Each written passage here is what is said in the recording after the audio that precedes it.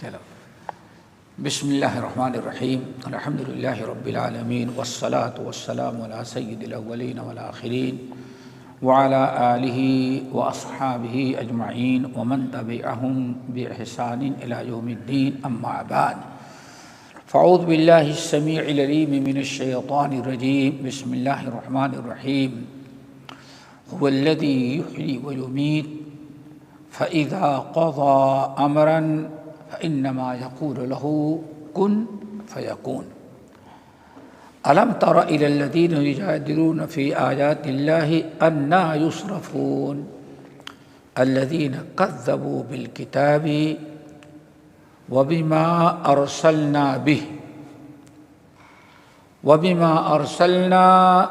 به رسلنا فسوف يعلمون إذ الأغلال في أعناقهم والسلاسل يسحبون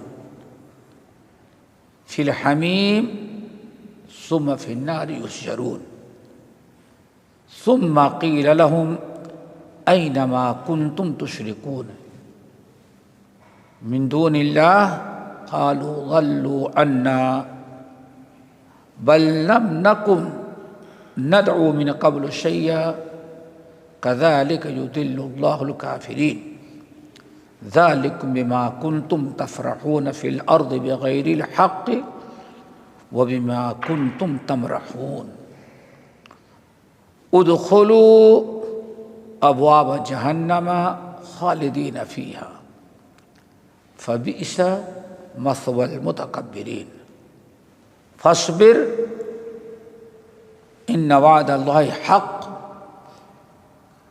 فإما نرينك بعض الذي يعدهم أو نتوفينك فإلينا يرجعون۔ محترم حضرات، دینی بھائی دوستو، یہ چند آیات سورۃ مومن یا کہیں غافر اس کی پڑھی تلاوت کی گئی ہے۔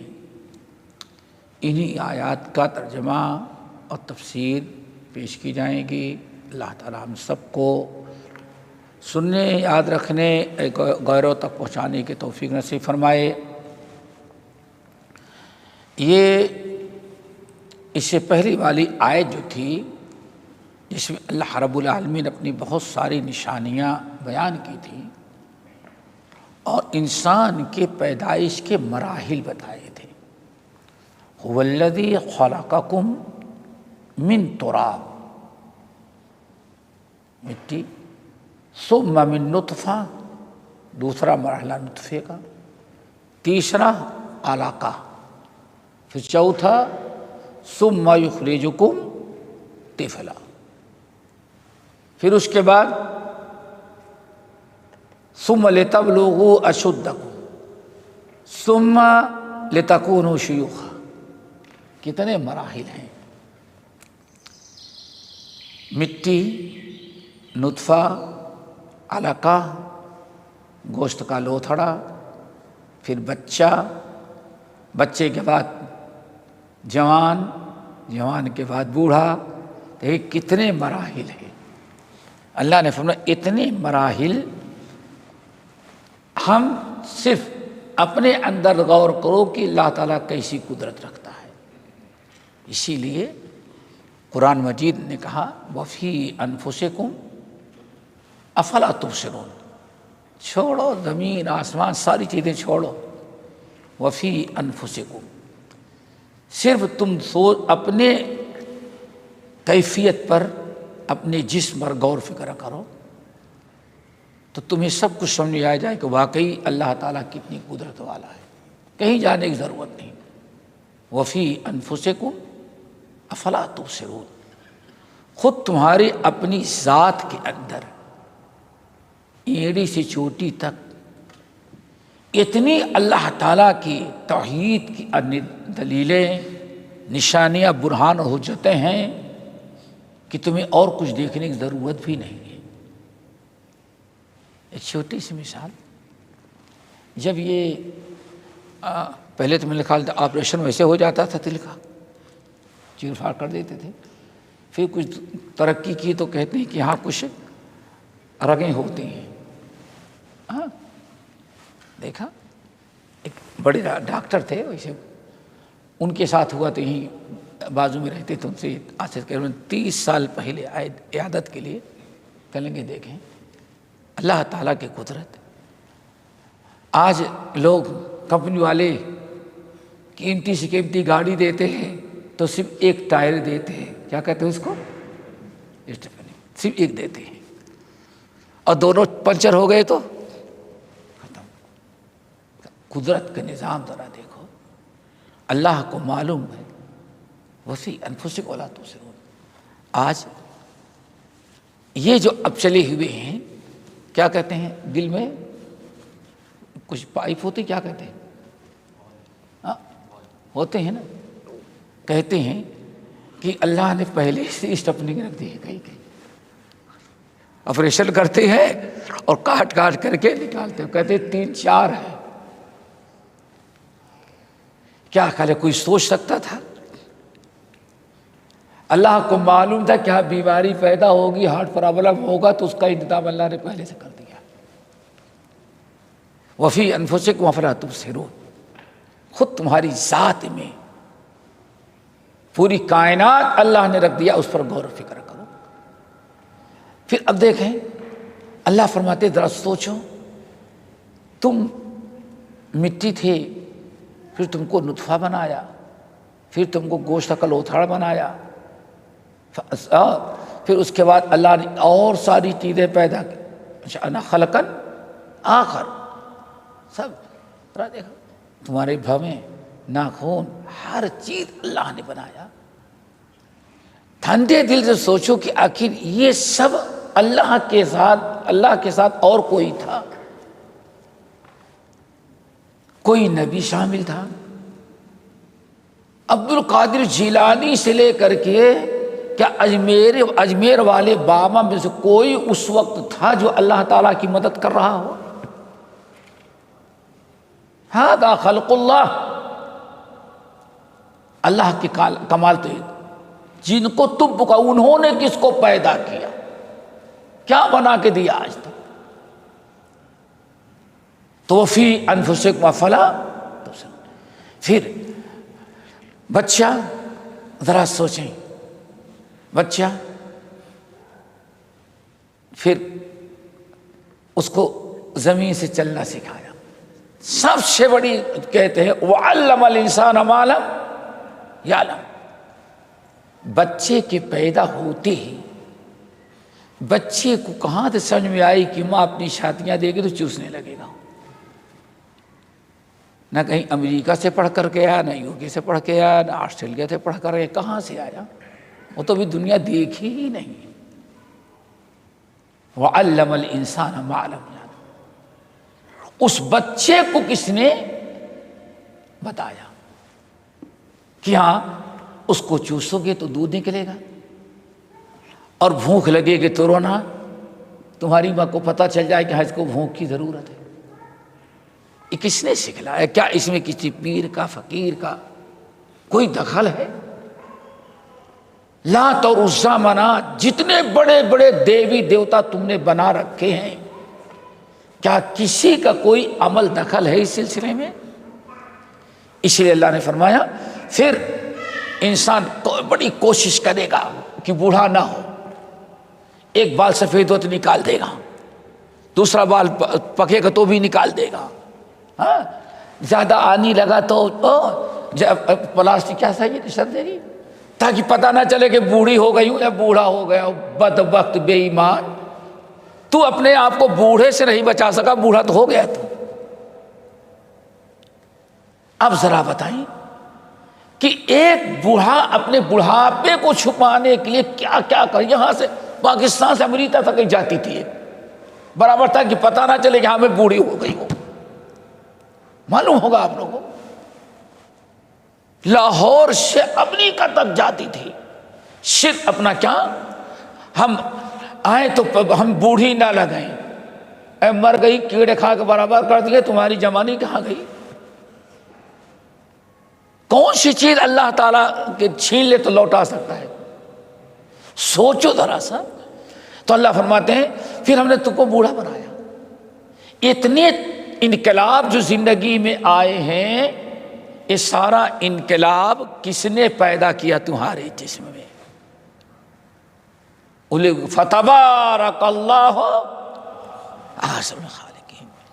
جب سورۃ مومنون آیت نازل ہوئی اور انسان کی پیدائش کے سارے مراحل طے کیے، تو ثم انشأناه خلقا آخر، سب کچھ بولا اللہ، اس کے علاوہ پھر میں نے پیدا کیا، ناخن لگا دیا، بھویں لگا دی تاکہ کوئی کمی نہ رہ جائے۔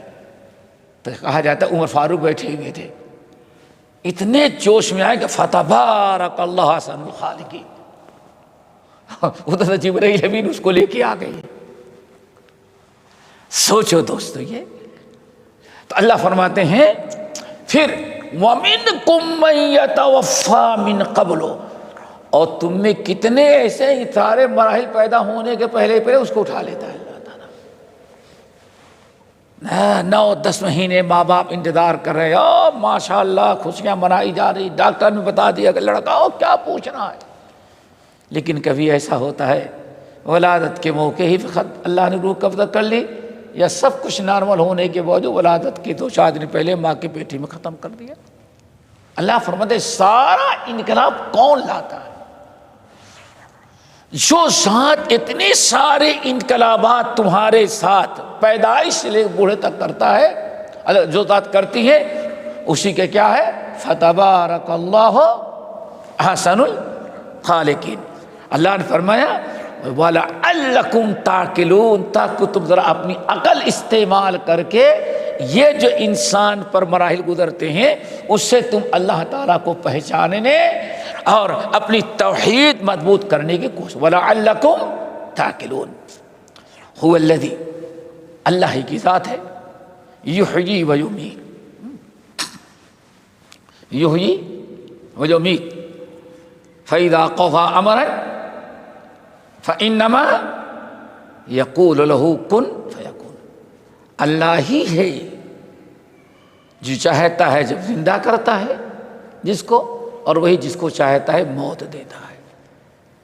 یہ توحید کی، اللہ تعالیٰ کی وحدہ لا شریک ہونے کی بہت بڑی دلیل ہے۔ الذی خلق الموت پورے قرآن پاک یحیی و یمیت۔ اسی لیے بدبخت نمرود جب ابراہیم علیہ السلام توحید کی دعوت دی، اس کو بلایا، ابراہیم علیہ السلام دعوت پہنچی، ابراہیم علیہ السلام کو بلایا تو پوچھتا ہے تمہارا رب کون ہے؟ میرے علاوہ کوئی اور رب ہے؟ چونکہ 2 ملک تھے، ایک عراق اور ایک مصر۔ یہاں کا جو بادشاہ ہوتا تھا لوگوں کو عقیدہ تو اوپر والا اللہ یہاں اتر آیا ہے، تو انا احیی و امیت، ارے موت حیات تو میں ہی دیتا ہوں۔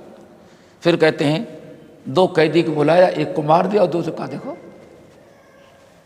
اب بابر کرا، دیکھ لو ابراہیم اس رب کی دعوت ہے جو موت اور حیات کا مالک، تو میں ہی موت حیات کا مالک ہوں، میرا رب میرا۔ لیکن ابراہیم علیہ السلام دیکھ لے کہ اس کمبخت کی عقل جو ہے بیل کی ہے، کوئی عقل مند نہیں ہے، موت اور حیات کا غلط معنی سے بتا کر کے لوگوں کو بیوقوف بنانا چاہتا ہے۔ اچھا ٹھیک ہے ٹھیک ہے، ربی الذی یاتی بالشمس من المشرق، میرا رب تو ہے سورج کہاں سے نکالتا ہے؟ مشرق سے، اور مغرب میں ڈوب ہوتا ہے۔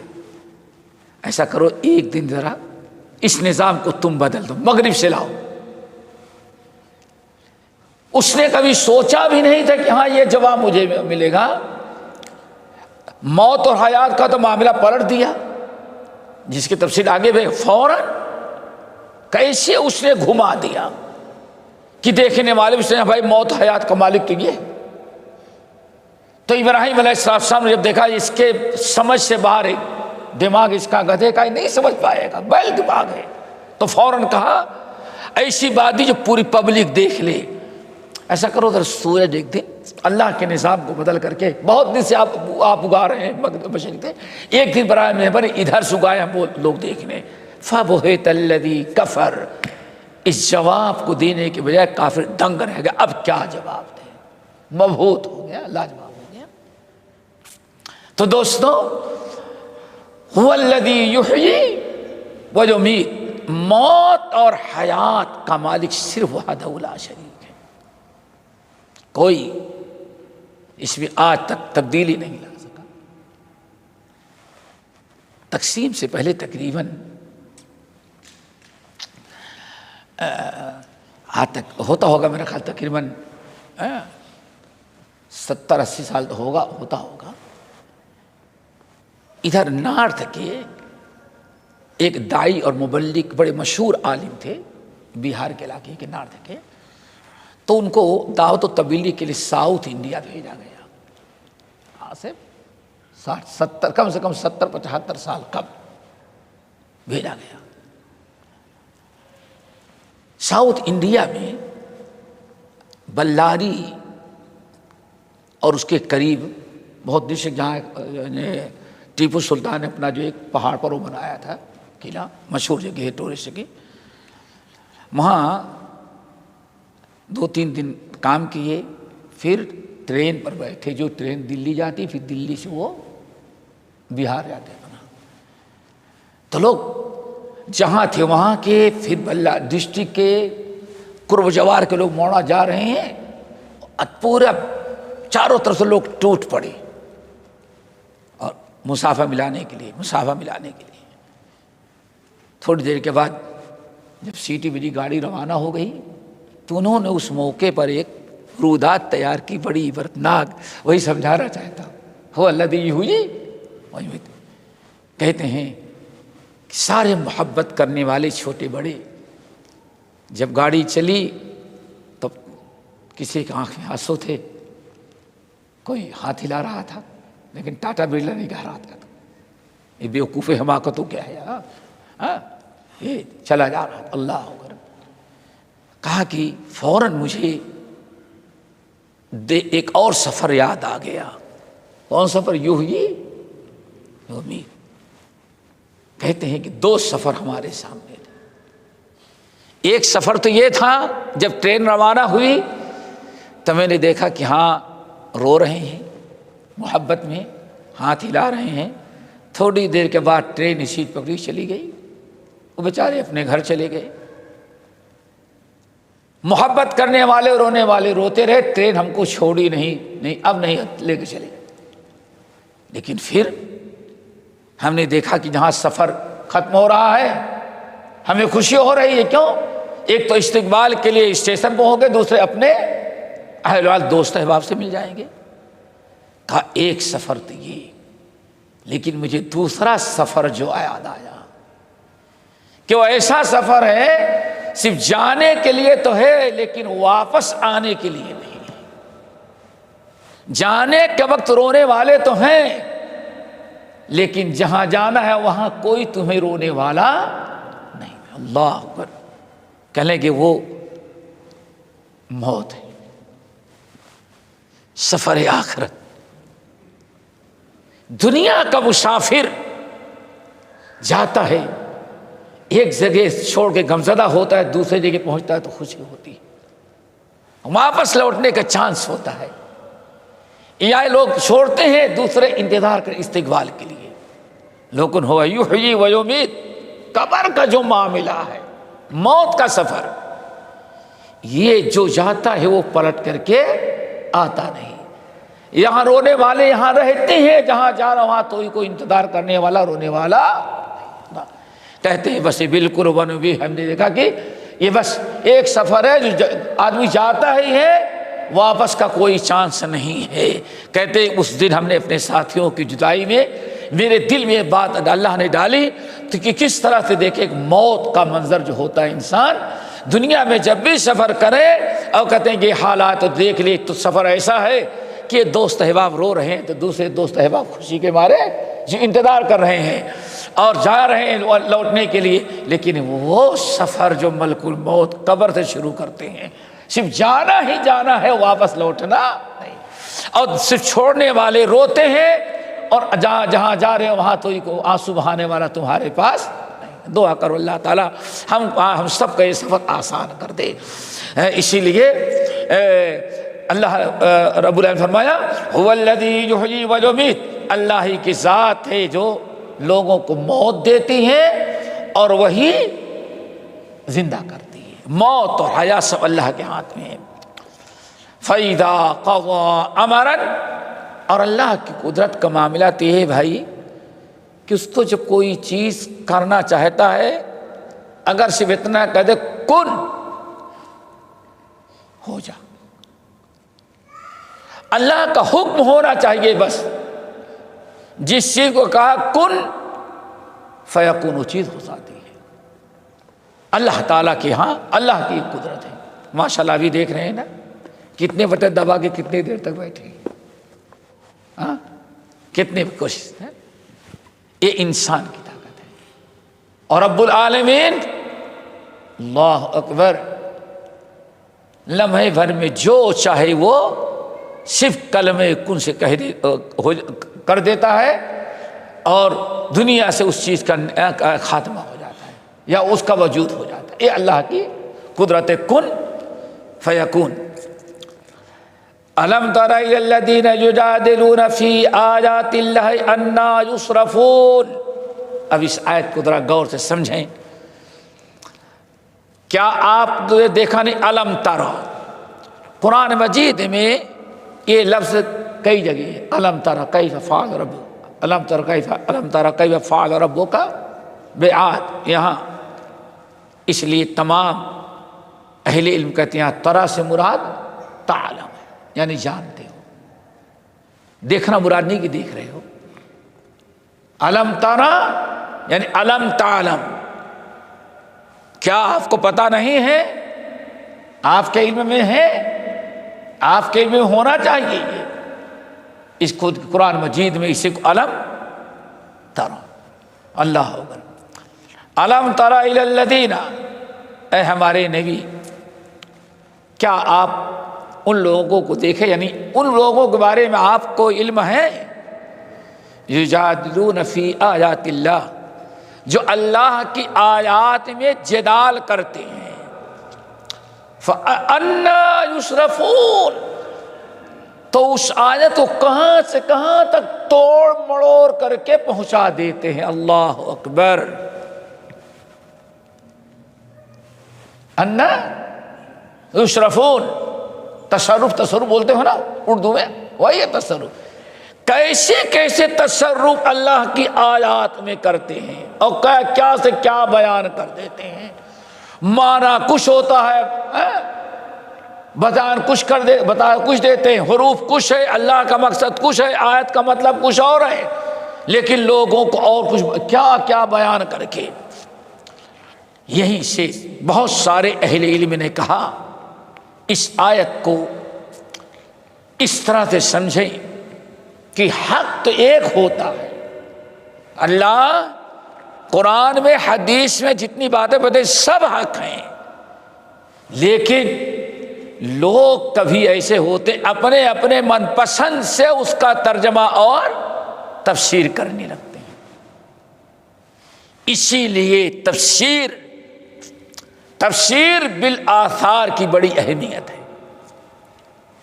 تفسیر بالرائے کی اس لیے مذمت کی جاتی ہے۔ تفسیر بالرائے دو طرح کی تفسیر ہوتی ہے، ایک ہے تفسیر بالآثار یا بالسنن۔ کیا مطلب؟ قرآن مجید کی ایک آیت ہے، اس آیت کا معنی اللہ کے رسول صلی اللہ علیہ وسلم نے کیا بیان کیا ہے، حدیث میں اس کی تفسیر کیا آئی ہے۔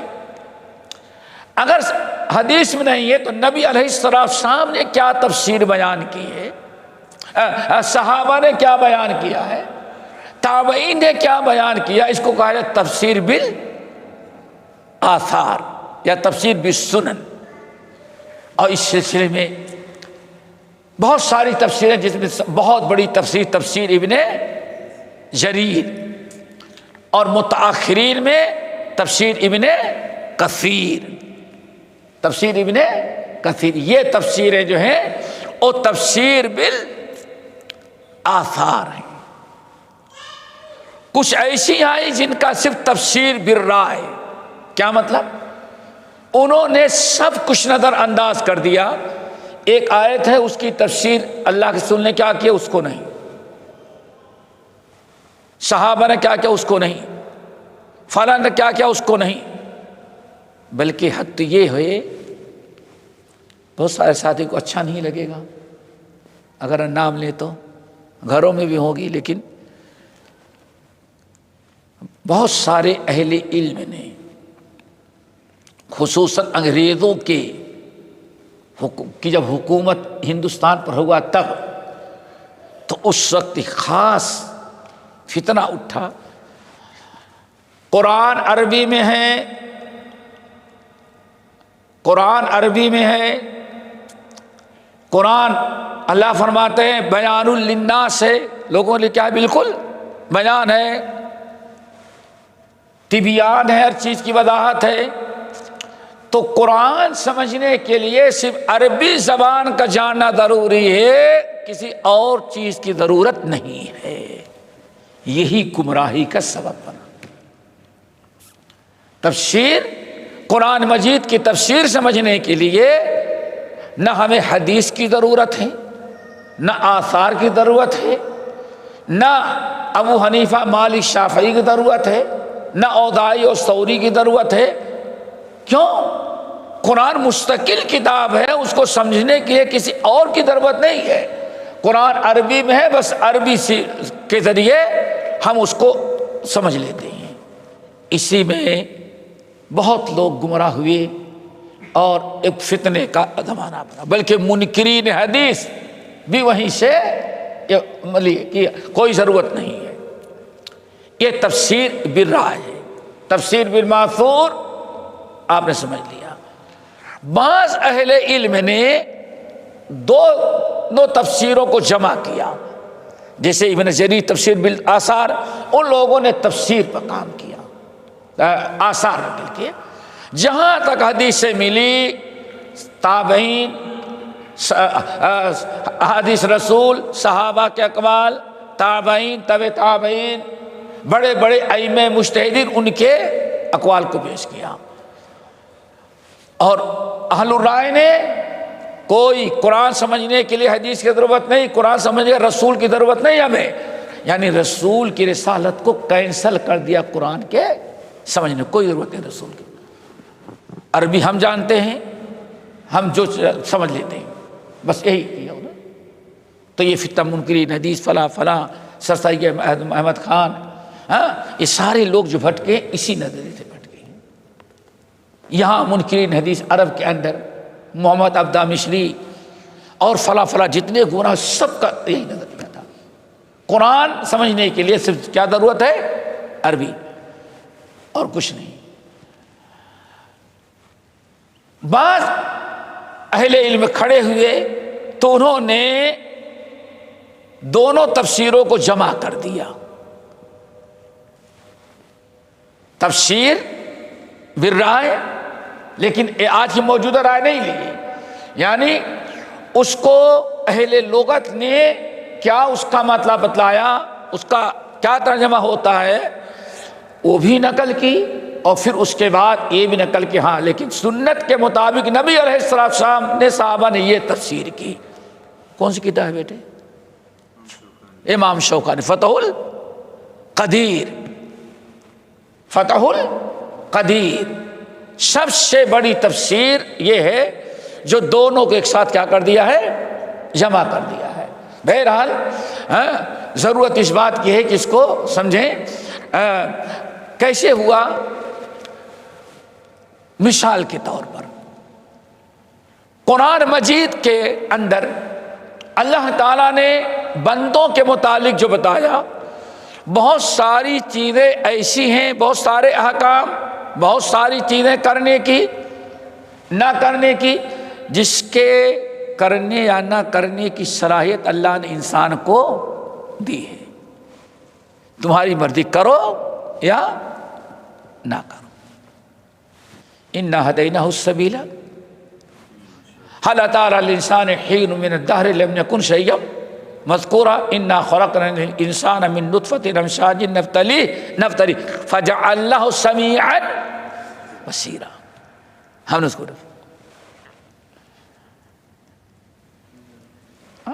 ہم نے دونوں کو ہدایت دی ہے. کیا یعنی انسان کو ہم نے اتنی قوت دی ہے کہ وہ نماز پڑھنا چاہے تو نماز پڑھے اور نہیں پڑھنا چاہتا شراب خانے میں جانا چاہے تو وہاں جائے، لیکن دونوں کا انجام ان الابرار لفی نعیم و ان الفجار لفی جحیم اللہ نے بیان کر دیا. دیکھیں یہاں اللہ نے اتنا اختیار بندے کو دیا ہے. اور کچھ آیات ایسی ہیں جس میں انسان اپنی جگہ سے حرکت ہی نہیں کر سکتا جب تک کہ اللہ استطاعت نہ دے. بہت ساری چیزیں ایسی.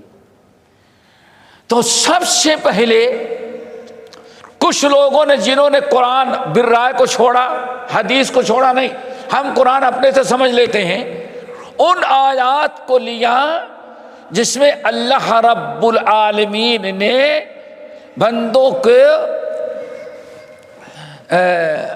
اختیار دیا ہے کہ بندے یہ کرنا چاہیں تو اللہ رب العالمین نے نہدیناہ السبیل اما شاکر و اما کفورا. اتنا اللہ نے انسان کو اختیار دیا ہے کہ اٹھ کر کے جانا چاہے تو چلا جائے، بیٹھنا چاہے تو بیٹھے.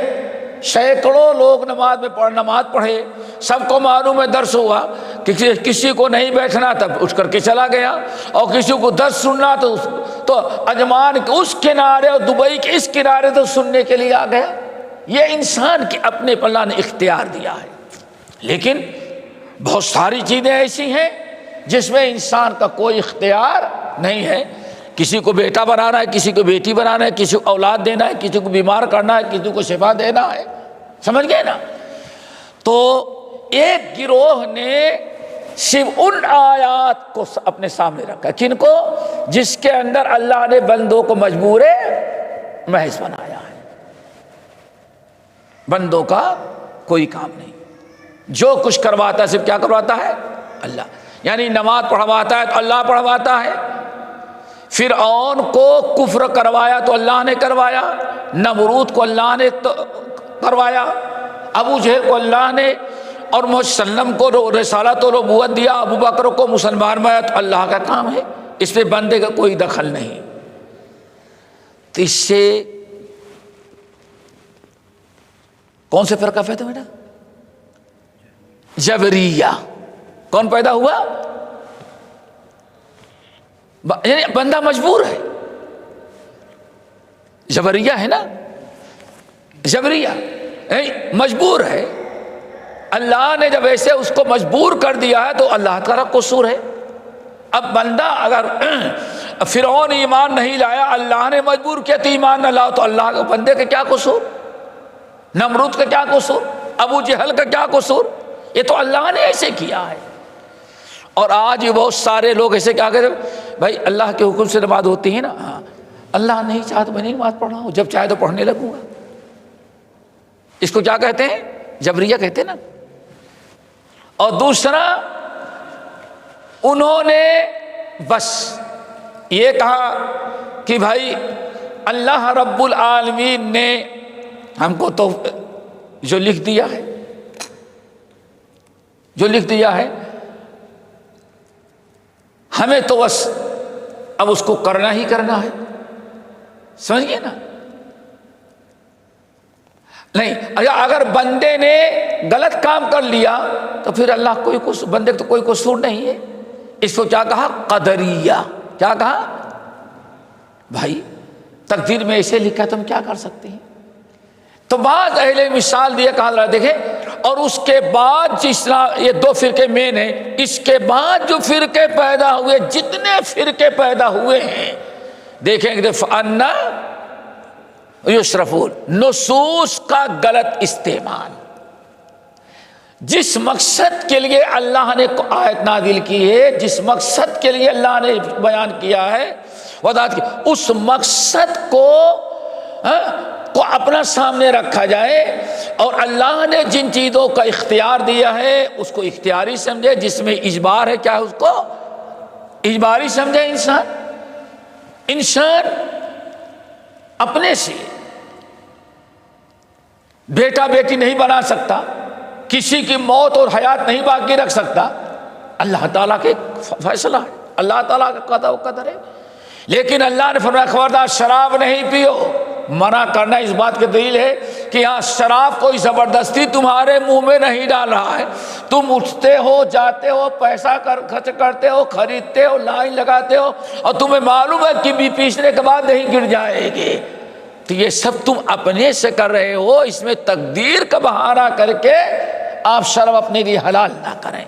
اور تقریباً دوستو یہی ہمارے جہاں سے فرقے بندی شروع ہوئی، یہ دو فرقے مین، قدریہ اور جبریہ، یہی سدرا دیکھیں گے سارے فرقے دھیرے دھیرے دھیرے دھیرے آج خبر پرستی لے لیں، شخصیت پرستی دیکھیں گے تو سب کے پیچھے یہی ایک چیز آ رہی ہے۔ ان دونوں میں سے کوئی نہ کوئی ایک مسئلہ غلط ہے۔ قرآن مجید کا غلط تصور، ایک چھوٹی سی مثال دیکھیں، قرآن پاک نے واضح کر دیا قل انما انا بشر هل كنت الا بشرا رسول ان هو الا عبد انعمنا علیہ۔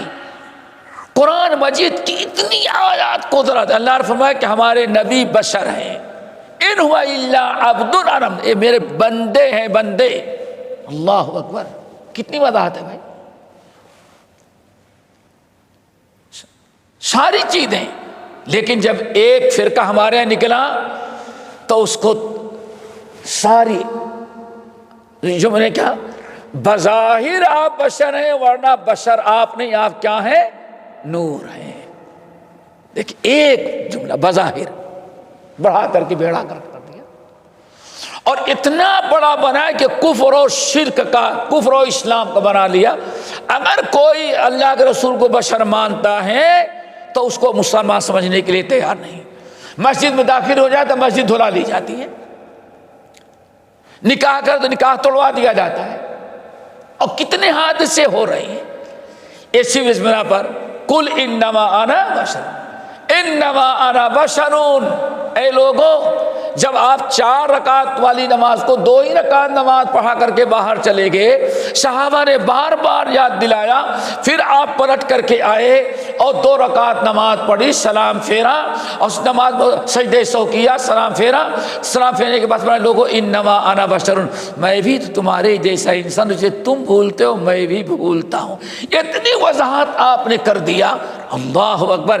تو دوستو اس آیت میں بڑی جامعیت ہے۔ اللہ نے ارشاد فرمایا کہ فَأَنَّا تُصْرَفُونَ، أَنَّا يُصْرَفُونَ، اللہ جو اللہ تعالیٰ کی آیتوں میں بلا وجہ حجت بازی کرتے ہیں، اپنی غلط چیزوں کو ثابت کرنا چاہتے ہیں، آیت نمبر بتائیں گے، آیت کا حوالہ دیں گے، حدیث بتائیں گے، لیکن اس کا معنی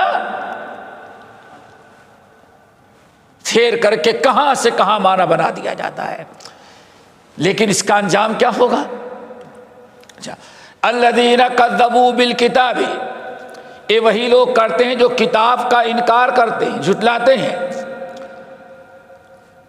کس کو جھٹلایا؟ کتاب کو۔ آگے کیا ہے بیٹے؟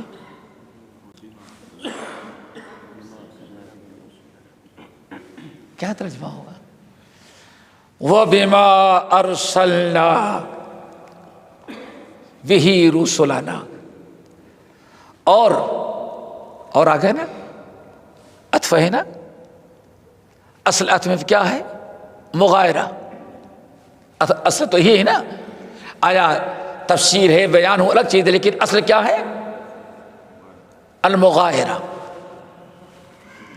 سمجھو پہلے،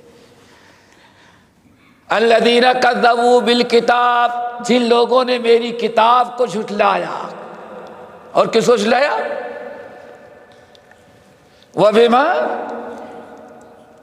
وَبِمَا أَرْسَلْنَا بِهِ رُسُلَنَا، اور ان تعلیمات کو جھٹلایا جو میں نے دے کر کے اپنے نبیوں کو بھیجا تھا۔ نہیں سمجھ آیا؟ سمجھو، یہاں 2 چیزوں کے جھٹلانے کا تذکرہ ہے۔ ایک، اللہ نے جو کتاب نازل کیا، اور بات ختم نہیں ہوئی، وَبِمَا أَرْسَلْنَا بِهِ رُسُلَنَا، اور اللہ کی کتاب کے ساتھ ان تعلیمات و ہدایات کو بھی جھٹلایا جو ہمارے رسول لے کر کے آئے تھے۔ اب قرآن کے کتاب کے علاوہ جو نبی لے کر کے آتے کیا کریں گے بیٹے؟ اس کو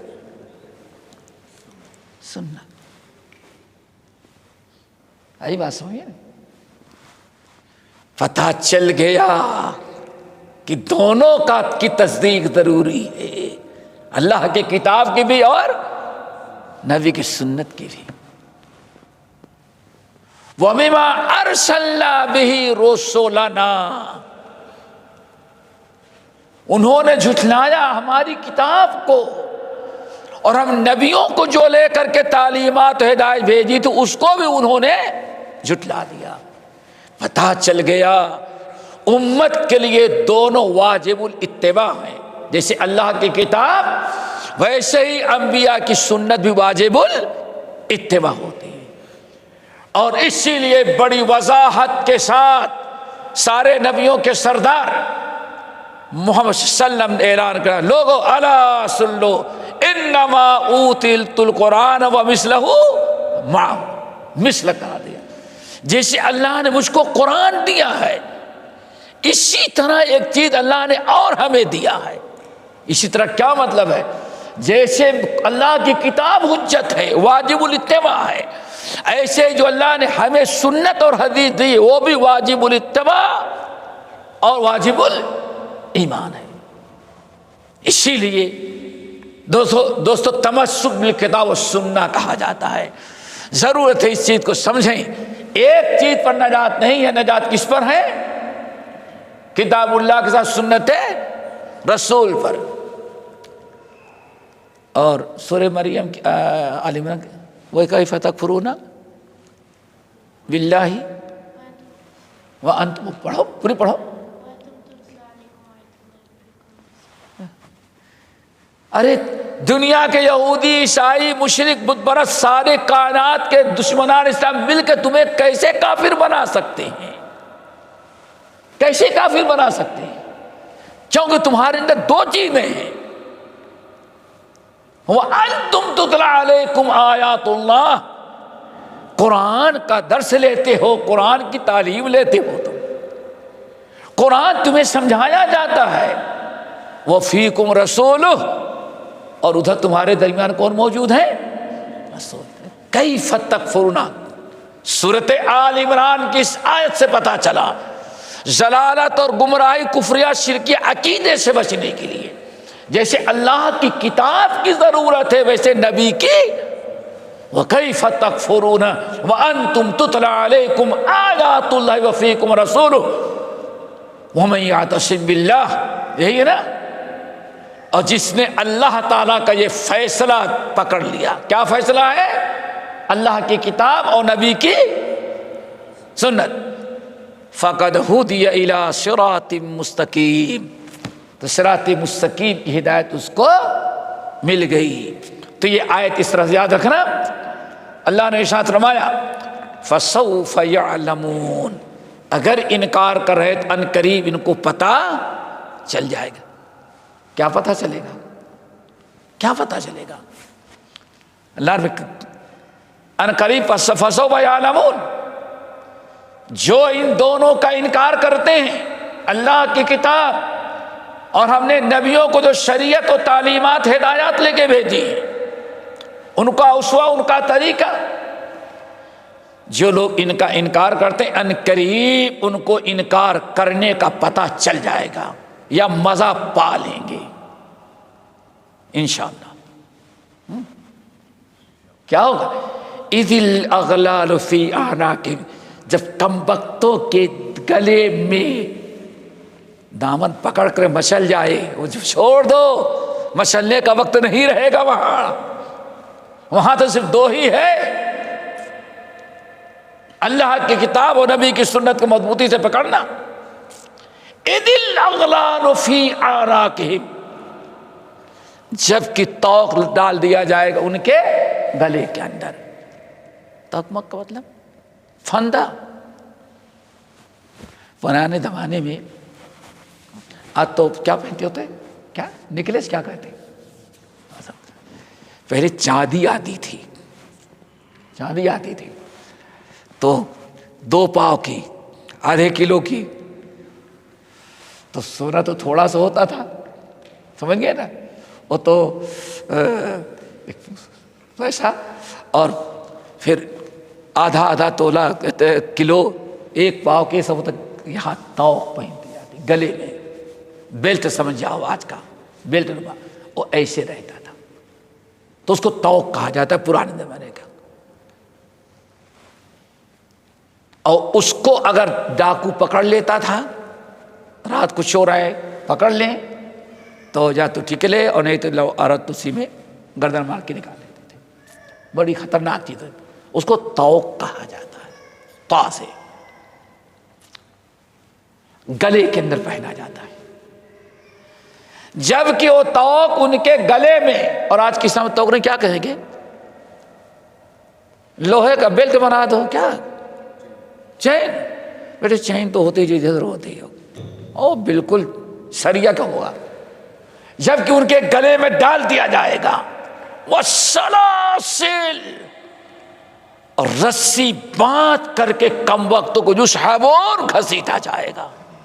یہ تو مردود انسان ہے جس سے اللہ کی کتاب ملعون، اب مزہ چکھ، کتاب و سنت، نبی کی لائی ہوئی تعلیمات، اللہ کی کتاب کو جھوٹی تعویلیں کر کے اپنا من پسند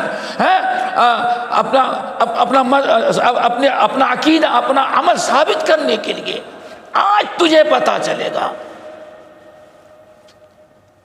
وَالسَّلَاسِلُ يُسْحَبُونَ، اور سرسی باندھ کر کے ان کو گھسیٹا جائے گا، خُذُوهُ فَغُلُّوهُ ثُمَّ الْجَحِيمَ صَلُّوهُ، پکڑو کم وقتوں کو اور جھگڑو ان کو 70 گز لمبی زنجیروں کے اندر، اور پھر گھسیٹ کہاں ڈال دیا جائے، کتنی شدید ہے، کس کا حکم توڑا، کس کی نافرمانی کی، خالق کی، مالک کی، اور خالق کے رسول کی، جو اللہ تعالیٰ پیغام لے، اللہ کا پیغام لے کر کے آئے تھے۔ اللہ اکبر، صدا مل گئی نا، باندھے گئے، گلے میں توق ڈالی گئی، اور خوب لمبا سا چین زنجیر ڈال کر کے رسی باندھ کے کھینچا گیا، اور لے جا کر کے فنار جہنم کے اندر ڈال دیا گیا۔ مزہ چکھو۔ اور بعض لوگ کہتے جب پانی مانگیں گے تو یہ صدا نہ دیتے، باندھے لے جا کر کے پانی پلا کے پھر لا کر کے جہنم میں ڈال دیں۔ فی الحمیم، حمیم کس کو کہتے ہیں، کھولتا ہوا پانی، کھولتا ہوا خون و پیپ ہوگا۔ ثم فی النار یسجرون، پھر وہاں سے لوٹا کر کے جلتے ہوئے جہنم کے آگ میں ڈال دیا جائے گا۔ اللہ تعالیٰ ہم سب کو محفوظ رکھے۔ ثم قیل لہم، اتنا سب کر دینے کے بعد اب ان سے پوچھا جائے گا، دنیا میں کہتے دامن پکڑ کر مچل جائیں گے، کہاں گئے بلاؤ، اب وہاں پتا چلا دامن کیسے پکڑتا ہے۔ دامن تو تھا کتاب اللہ سنت رسول پکڑے ہوتے، نجات پاتے، اور جس نے تم کو بخشوانے کی ذمہ داری لی تھی۔ ثم قیل لہم این ما کنتم تشرکون، پھر ان سے کہا جائے گا کہاں ہیں جن کو اللہ کو چھوڑ کر کے شرک، جن کو ملا، جن کو تم پکارا کرتے تھے، جن کو تم بلایا کرتے تھے، جن پر بڑی بڑی امیدیں تم نے لگا رکھی تھی، کہاں ہے وہ؟ من دون اللہ، اللہ کے علاوہ جن کو پکارتے تھے۔ یہیں سے پتا چل گیا کہ پکارنا، عبادت اور دعا دونوں کا معنی ایک ہوتا ہے، الدعا هو العبادہ۔ یسجرون اینما کنتم تشرکون من دون اللہ کے علاوہ جن کو تم پکارتے تھے، کہاں ہیں، بلاؤ بچائیں تمہارے۔ قالو، کہیں کہ اللہ سب غائب ہو گئے، سارے نذرانے پیش کیے، عہد نامہ لکھا، پیسہ لیا، اور بڑے بڑے دعوے کر رہے تھے، تو یہاں وہ کہاں گئے؟ کوئی نظر نہیں، ضلوا عنا، سب کے سب ہم سے غائب ہو گئے۔ اللہ اکبر۔ اللہ نے فرمایا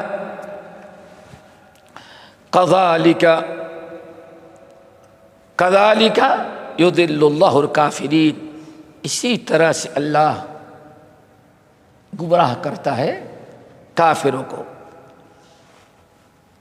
ذالکم بما کنتم تفرحون، یہی انجام ہے جو دنیا میں تفرحون فی الارض، بڑے خوشیاں جشن مناتے تھے ناحق بلا وجہ، وبما کنتم تمرحون، اور بڑے ہی اکڑ سے ناجائز طریقے سے قارون کی طرح چلتے تھے پھرتے تھے، کیونکہ مال تھا، دولت تھا، پاور تھا، دولت تھی، پاور تھا، سب کچھ کرتے تھے۔ ادخلوا ابواب جہنم، یہ جہنم کے دروازے کھلے ہیں، کم وقت داخل ہو جاؤ فیہا فبئس مثوی المتکبرین، کتنا برا ٹھکانہ ہے تکبر کرنے والوں کا۔ تکبر سے مراد بیٹے الکبر بطر الحق وغمط الناس، کیوں؟ اللہ اس کے رسول کی نافرمانی کرنا، کتاب و سنت چھوڑنا، کفر و شرک کرنا، حق کا انکار کرنا، جھوٹی تعویلیں کرنا، یہی تکبر ہی ہے دل میں، اس لیے ساری حرکتیں انسان کر رہا ہے۔ دعا کرو اللہ تعالی ہم سب کو کبر اور غرور سے بچائے۔ ابا واستکبر، ابلیس کا یہی گناہ تھا، کبر اور غرور۔ اللہ تعالی ہم سب کو محفوظ رکھے۔ باقی انشاءاللہ اگلے ہفتے انشاءاللہ کوشش کریں گے ختم ہو جائے سورت، انشاءاللہ۔